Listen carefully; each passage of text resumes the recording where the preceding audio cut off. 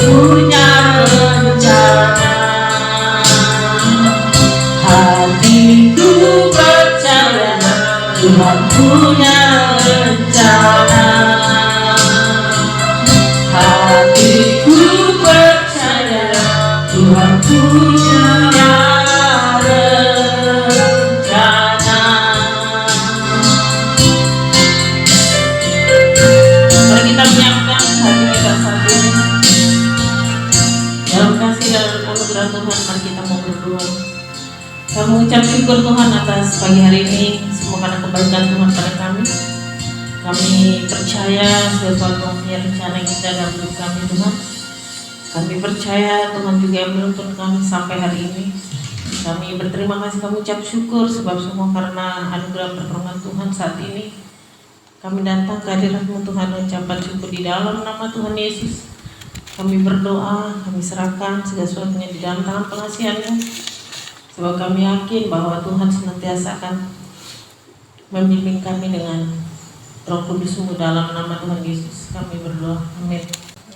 Mari kita buka firman Tuhan pada pagi hari ini. Kita membuka dari Kitab Filipi pasal 4 ayat 1 sampai 9. Kita baca sama-sama. 3, 2, 1. Karena itu saudara-saudara yang kukasihi dan yang kurindukan, sukacitaku dan mahkotaku, berdirilah juga dengan teguh dalam iman. Hai saudara-saudaraku yang kekasih, Eudia ku nasihati dan Sintia ku nasihati supaya sehati sepikir dalam Tuhan. Bahkan ku minta kepadamu juga, Sosugos, temanku yang setia, tolonglah mereka, karena mereka telah berjuang dengan aku dalam pekabaran Injil bersama-sama dengan Klemes dan kawan-kawanku sekerja yang lain, yang nama-namanya tercantum dalam kitab kehidupan. Bersukacitalah biasa dalam Tuhan. Sekali lagi kukatakan, bersukacitalah. Hendaklah kebahagiaan hatimu diketahui semua orang. Tuhan sudah dekat. Janganlah hendaknya kamu khawatir tentang apapun juga, tetapi nyatakanlah dalam segala hal keinginanmu pada Allah dalam doa dan permohonan dengan ucapan syukur.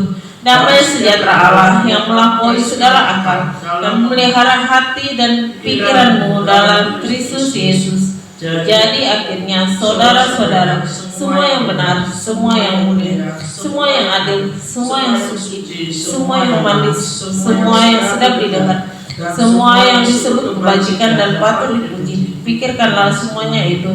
Dan apa yang telah kamu pelajari, dan apa yang telah kamu terima, dan apa yang telah kamu dengar, dan apa yang telah kamu lihat padaku, lakukanlah itu. Maka Allah sumber damai sejahtera akan menyertai. Amin.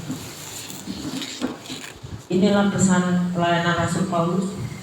Ada berapa hal kita harus belajar dari pelayan seorang hambanya yang telah berjuang sampai akhir. Tidak mudah untuk perjuangkan sesuatu, tidak mudah untuk berjuang dalam pelayanan Tuhan. Tentunya dalam pelayanan Tuhan banyak tantangan dalam pekabaran Injil. Tantangan itu begitu banyak ya. Jadi firman Tuhan itu mengajarkan kita untuk sehati seia sekata. Ini yang paling sulit sih, karena setiap orang itu kan punya pikiran beda-beda, tidak sama. Tujuannya mungkin baik, tapi pemikiran cara orang itu berbeda. Sama seperti cara orang mungkin makan, atau cara orang minum, cara orang berbicara. Ya, mungkin tujuannya baik, tapi kadang-kadang cara orang itu berbeda. Contohnya orang makan itu ada yang pakai tangan, ada yang pakai sendok, begitu. Ada yang pakai garpu, ada yang makan hanya pakai sendok, enggak pakai garpu. Jadi di sini kita belajar bahwa hidup itu banyak sekali perbedaan yang harus kita terima. Karena tidak mudah buat kita untuk berjuang untuk sebuah namanya Injil Kristus, itu tidak gampang. Ya. Saat ini yang kita hadapi itu adalah tantangan kita adalah penuaian jiwa-jiwa. Ini hal terbesar yang masih kita gumulkan sampai hari ini. Tentang jiwa-jiwa yang Tuhan akan kirim, ya pekerja-pekerja Tuhan yang Tuhan mau kirim ke sini, itu satu tantangan terbesar. Karena setiap orang yang mau datang pelayanan tempat ini itu selalu banyak halangannya dan banyak godaannya. Kadang-kadang orang tidak kuat, baru mau jalan ke sini aja udah banyak tantangan. Jadi tidak gampang untuk bisa dikatakan seia sekata sehati sepikir dalam pekabaran Injil, seperti bagaimana Rasul Paulus bersama dengan rekan-rekan pelayanannya, di mana mereka harus belajar untuk sehati sepikir dalam Tuhan. Jadi untuk sehati sepikir ini, itulah saya bilang perlu kekuatan. Dinamikanya itu iman dan doa. Tidak ada jalan lain selain itu. Artinya apa yang kita mau sepakati, apa yang mau kita doakan, itu harus terarah. Gitu. Jadi itu yang saya pikir harus sehati sepikir di situ. Apapun yang kita mau minta, kita harus sehati sama-sama berdoa. Kita satu arah, satu tujuan. Misalnya doa untuk jiwa-jiwa, untuk masa penuaian, doa untuk renovasi gereja, dan hal-hal yang lainnya. Ya, jadi disitulah ada kesadaran sepikir. Demikian juga itu bukan hanya berlaku bagi gereja sebenarnya, tapi untuk rumah tangga juga belajar sehati sepikir. Nggak gampang sih, dua orang jadi satu, dua kepala jadi satu, itu banyak penderitaan, banyak pengungkapan yang tidak terungkap, banyak hal yang tidak kita tahu karena berbeda sih posisinya. Makanya disitulah banyak perbedaan sifat, tingkah laku. Demikian juga kita melayani satu tim pelayanan itu sifat tingkah lakunya tuh beda-beda. Jemaat itu cara tingkah lakunya beda-beda. Ada yang cerewet, ada yang suka senyum, ada yang nggak pernah senyum. Jadi bagaimana menyatukan hal ini? Tentunya dengan kita rajin doa sama-sama, biar kita bisa seia sehati sepikir waktu kita berbicara. Ini yang paling penting. Kalau firman Tuhan katakan untuk pekabaran Injil itu harus sehati sepikir. Dan yang kedua, belajar untuk setia. Ini juga penting dalam pelayanan, dalam rumah tangga. Saya rasa juga harus kita belajar sih, setia itu seperti apa sih, dalam suka dan duka itu seperti apa sih. Jadi bukan hanya senang doang, bukan hanya suka doang, tapi dalam duka juga. Pelayanan gereja juga setia melayani jemaat. Ya walaupun korban jemaat hanya berapa ekor domba, saya bilang tidak banyak, tetapi berapa kakak pun kita setia melayani. Karena jemaat itu tidak menjadi patokan. Yang penting kita membawa jemaat berdoa kepada Tuhan.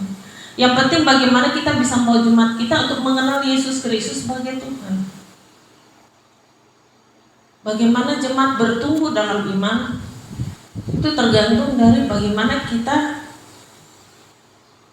belajar untuk mendorong, menasehati, bahkan memberitahu, kita berdoa untuk ini, berdoa untuk itu. Jadi melalui doa-doa itu akhirnya menimbulkan Roh Kudus itu mendewasakan kita ya, seperti itu. Dan yang ketiga, dari sini kita belajar untuk apa? Kita jangan lupa segala sesuatu mengucap syukur dalam segala hal.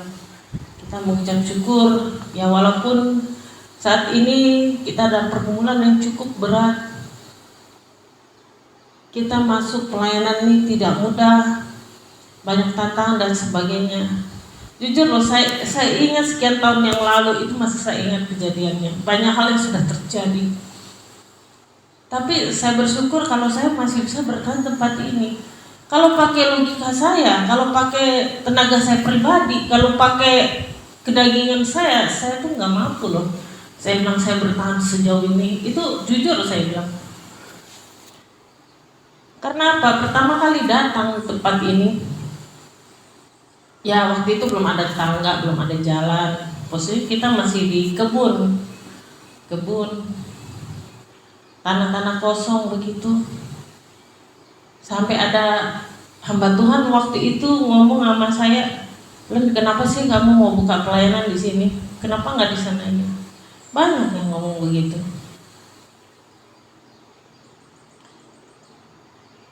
Dan mereka berpikir apakah kita akan tutup karena posisi kita seperti ini. Tapi Tuhan itu berkata lain sih. Kalau kita mau percayakan janjinya itu lain.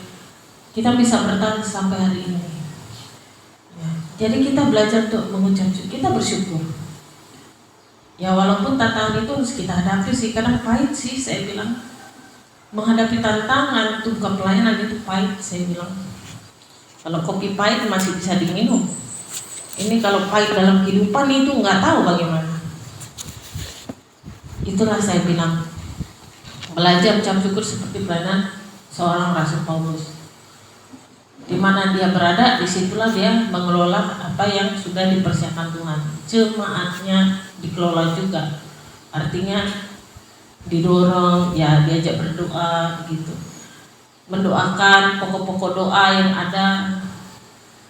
Kadang pokok doa kita untuk keluarga-keluarga begitu. Itulah saya bilang, makanya di situ kita belajar mengucap syukur. Dalam mengucap syukur ada sukacita, dan mengucap syukur saya percaya ada jalan keluar. Sekalipun sepertinya jalan itu sudah buntu. Karena saya ingat betul, saya bilang kalau nggak Tuhan taruh saya di sini, nggak mungkin saya ada di sini sampai hari ini. Kalau Tuhan nggak percayakan saya pelayanan di sini, nggak mungkin sih Tuhan taruh saya selama ini di sini. Tidak mudah sih bertahan pelayanan tempat ini, banyak hal, banyak tantangan dan sebagainya.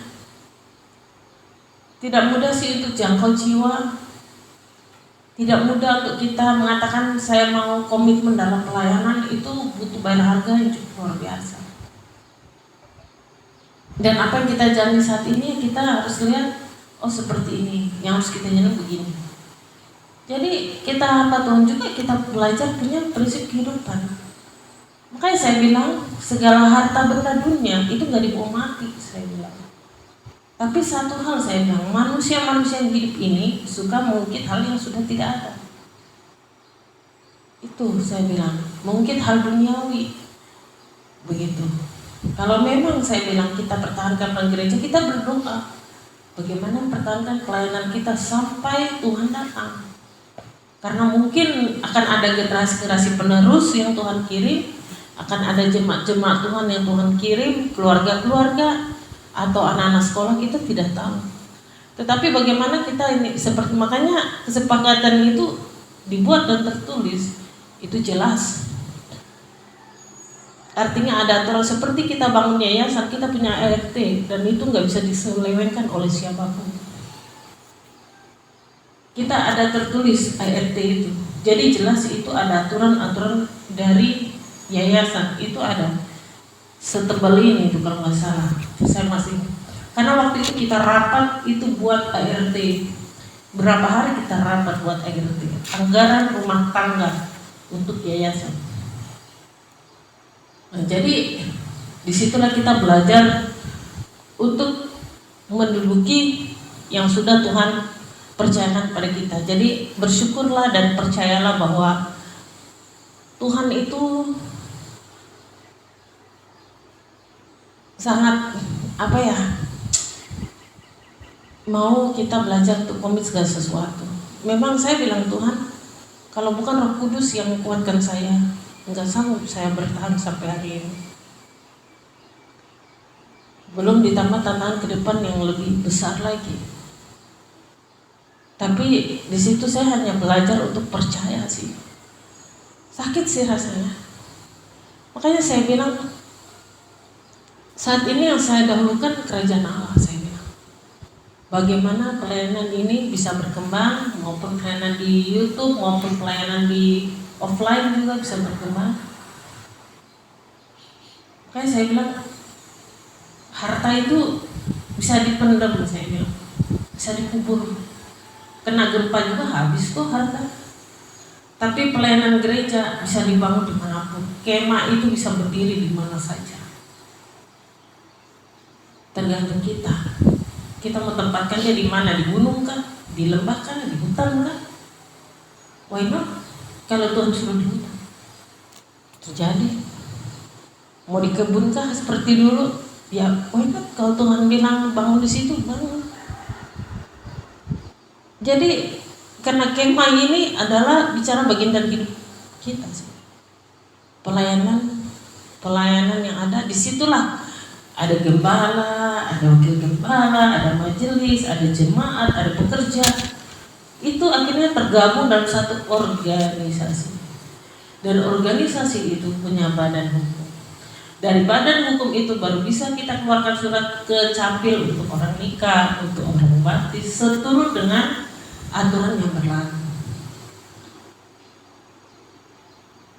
Jadi itu saya bilang harus bagaimana kita bersukacita.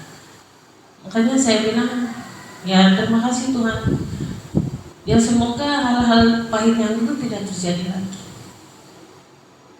Itu saya cuma bilang satu hal, itu saya hanya mengantisipasi saja.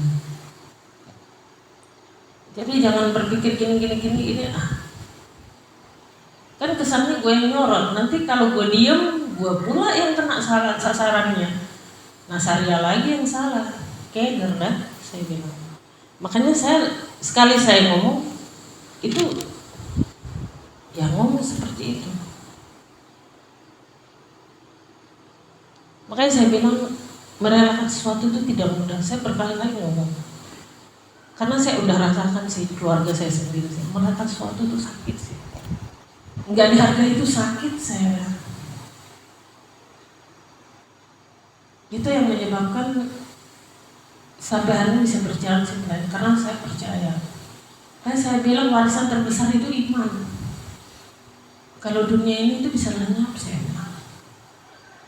Orang kena gempa aja nggak tahu tuh rumahnya di mana, ininya di mana, mobilnya di mana, apakah udah tenggelam, apakah udah kekubur, motornya pun udah kekubur, nggak bisa hidup, nggak ada harganya, nggak bisa dipakai. Itu hanya sementara saja. Tapi yang iman itu warisan terbesar. Itu makanya saya bilang saya belajar dari seorang yang pernah saya layani dulu, orang Katolik. Dia bilang apa? Dia kumpulin anak-anaknya. Warisan terbesar ini loh. Firman Tuhan ini kamu baca. Karena kalau warisan di dunia ini itu bisa lenyap. Tapi warisan iman itu sampai kamu pulang ke surga.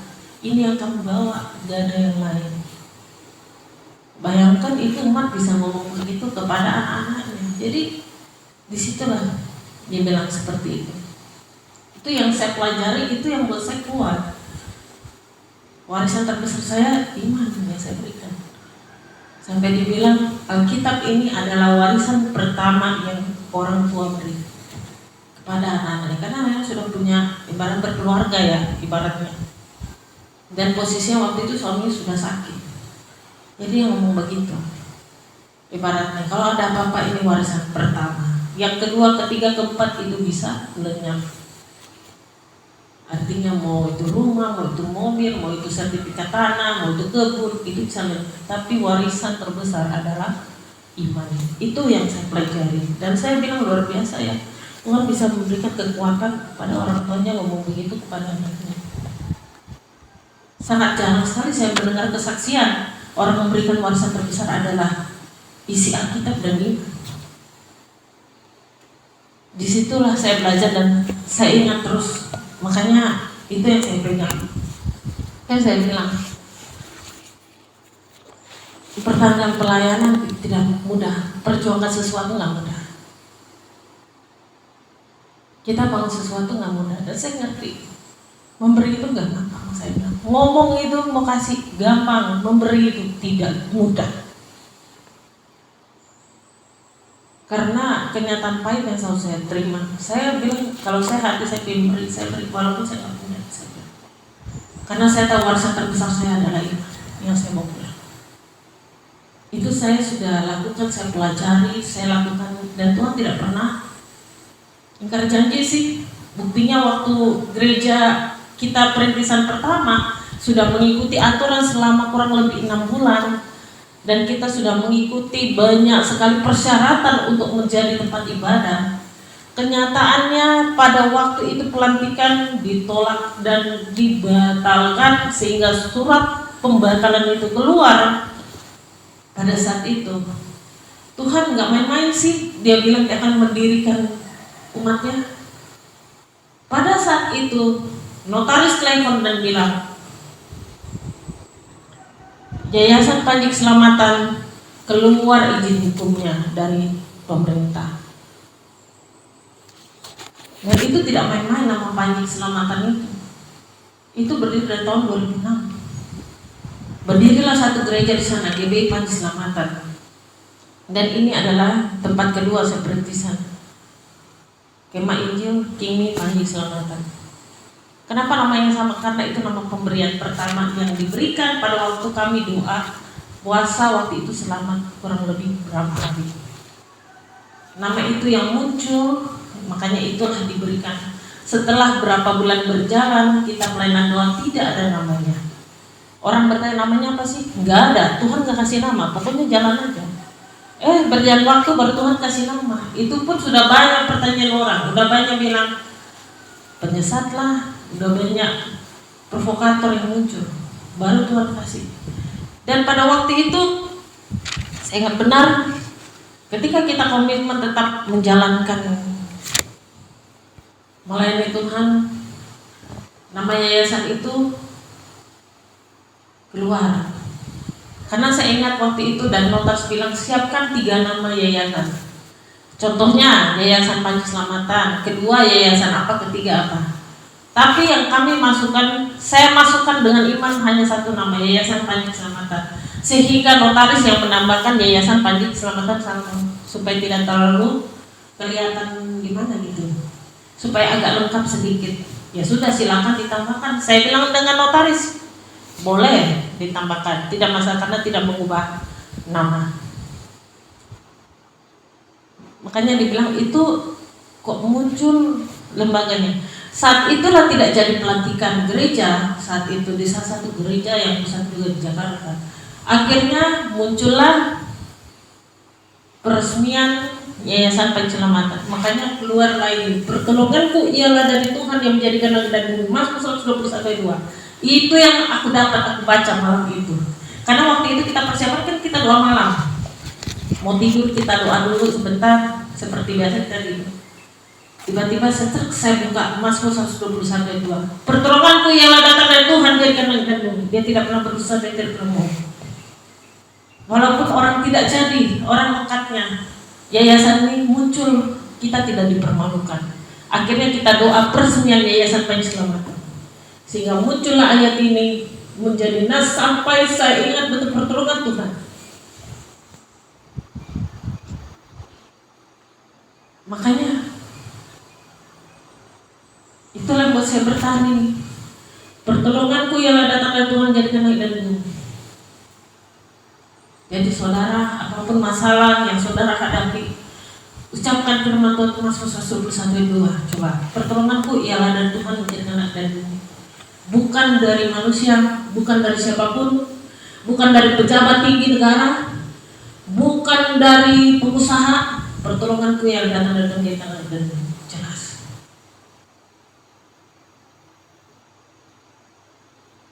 Akhirnya Tuhan tidak kecewakan. Makanya benar lagu yang bilang, Kau Tuhan yang selalu setia memenuhi keperluanku. Tak pernah dia mengecewakan. Yesusku tak pernah gagal. Benar itu. Yesus kalau sudah melakukan sesuatu dia tak pernah gagal. Manusia banyak cara menutup. Tuhan buka Yayasan Panji Keselamatan. Tiba-tiba kami ke notaris dan bertemu lagi soal uang bayar notaris. Kaget loh orang itu. Notaris bilang harusnya 3 nama Bu, ini 1 nama langsung deal. Wah, ada apa ini? Cara Tuhan luar biasa. Makanya saya bilang berarti memang Tuhan mau tempatkan sini. Makanya itulah saya bilang itu tanda-tanda dari Tuhan. Mimpi yang Tuhan kasih ketika waktu saya di Bekasi, dikasih mimpi bahwa kamu akan stay di satu tempat.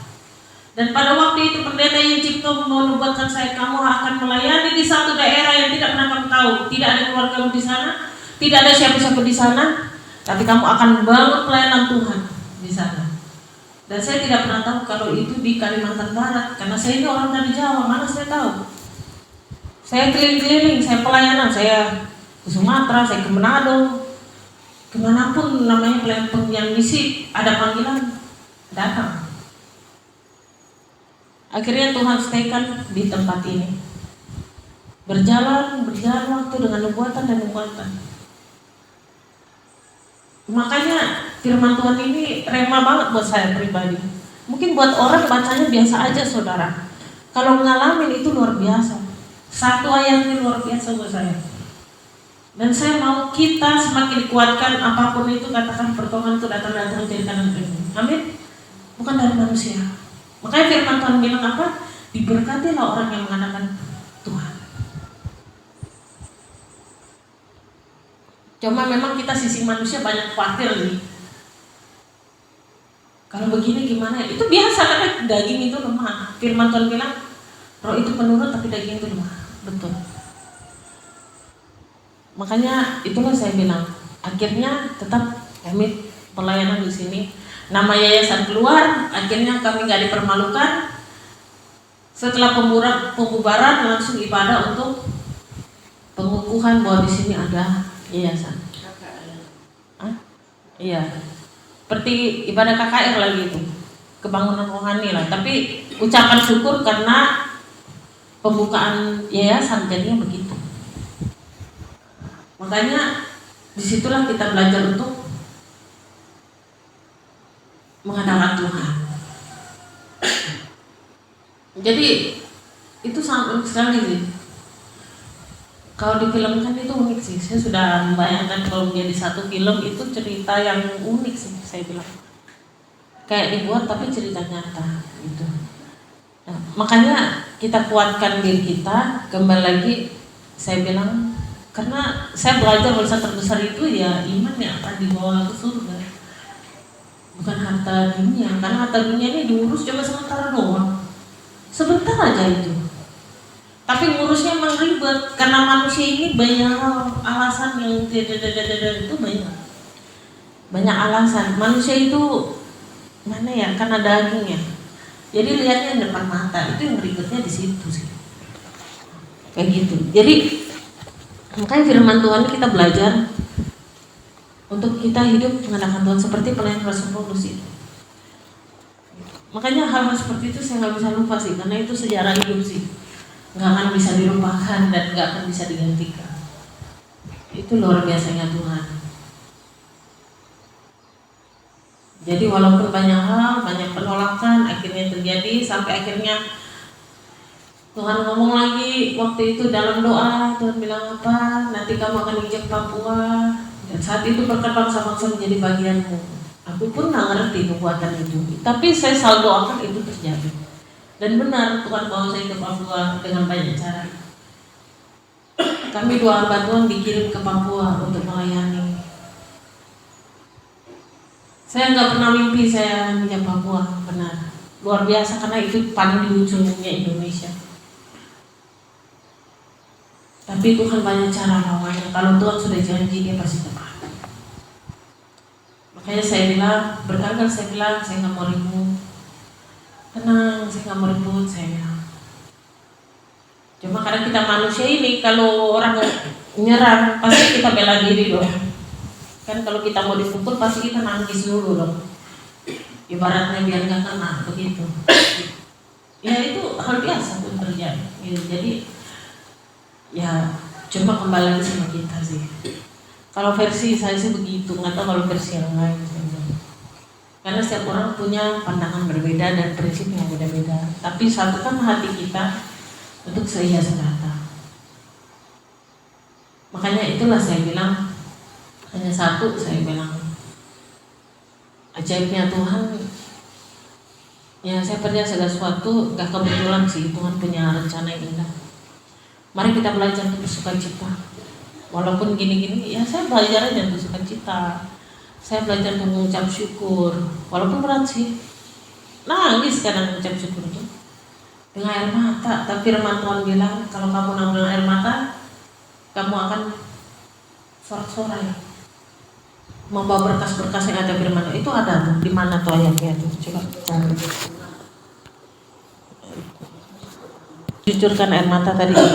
Coba. Di Mazmur. Nah, Mazmur 126. Mazmur 126. Ketika Tuhan memulihkan keadaan Sion, keadaan kita seperti orang-orang yang bermimpi. Pada waktu itu mulut kita penuh dengan tertawa dan lidah kita dengan sorak-sorai. Pada waktu itu berkatalah orang di antara bangsa-bangsa, Tuhan telah melakukan perkara besar kepada orang-orang ini. Tuhan telah melakukan perkara besar pada kita, maka kita bersukacita. Mazmur 126 ayat 1-3 ya. Ayat 5, orang-orang yang menabur dengan mencucurkan air mata akan menuai dengan sorak-sorai. Katakan amin. Jadi itulah saya bilang, orang yang menabur dengan air mata akan menuai dengan sorak-sorai. Mudah diucapkan tapi susah berlaku nih. Dalam hidup kita, kalau kita mau terus dalam jalan Tuhan dan tuntunan Tuhan. Yang pertama tadi saya bilang, kita belajar seia sepikir kata. Yang kedua, kita belajar untuk setia. Yang ketiga, kita belajar untuk bersukacita. Maka saya percaya ada jalan keluar di balik penderitaan, masalah yang kita alami, ada jalan keluar. Kita belajar untuk tenang segala sesuatu. Kalau janji Tuhan tempat ini, pasti Tuhan nyatakan. Karena waktu itu, kalau nggak janji Tuhan, itu nggak mungkin lah digenapi firman-Nya. Sehingga yayasan kita fokusnya apa? Tetaplah berdoa. Kalau nggak salah itu firman Tuhan yang tentang yayasan tuh. Apa? Tetaplah berdoa ya. Nah, itu. Jadi disitulah ada jalan keluar. Makanya segala sesuatu ada masalah, kita tenang, kita sharing, berdoa, kita sering berdoa. Memang sih kita kadang ngomong, kita dengar, tapi bukan berarti hati kita jelek loh, saya bilang. Kadang kita mau maksud yang bagus, tapi kita nggak bisa ngutarin itu kurang, jadi nggak bagus kita dengar. Tapi maksudnya baik gitu. Itulah saya bilang, manusia tidak ada yang sempurna. Sama kita suami istri nggak ada yang sempurna sih. Suami kita kayak gimana, istri kita dilihat orang di luar sih bagus, tapi nggak tahu dalamnya kayak gimana. Hanya suami dan istri dan Tuhan yang tahu gimana masing-masing kita. Itu saya bilang, karena nggak ada rumah tangga yang sempurna, yang nggak pernah ribut tuh nggak ada rumah tangga yang nggak ada masalah. Demikian juga kita punya yayasan, nggak ada yang nggak ada masalah. Cuma ya bagaimana kita mau finishingkan, kita mau selesaikan persoalan itu, kita yang besar kita kecilkan ke mas saya. Jadi kita bisa tenang.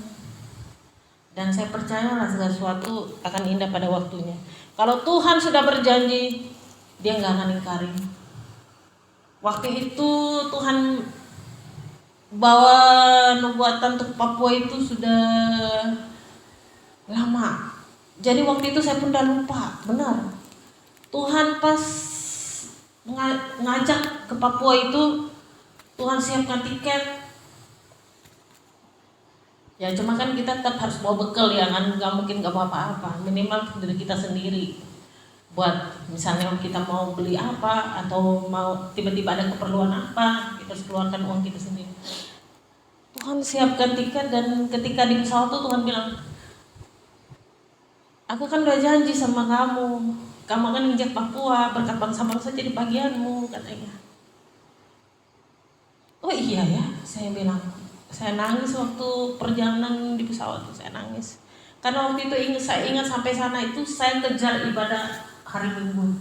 Saya bilang, ini hari Minggu kita harus ibadah. Walaupun kita capek, saya bilang, kita harus ikut ibadah, ikut doa di sana. Dari situlah kita belajar untuk melihat bagaimana perjuangan pelayanan sinode. Itu yang saya dapatkan luar biasa. Berkatnya luar biasa. Karena kan banyak pilihan. Kalau kita capek nggak mau ibadah, tapi saya bilang enggak, biar kita langsung datang, kita habis sarapan dari bandara, saya bilang ada ibadah jam berapa kita ikut.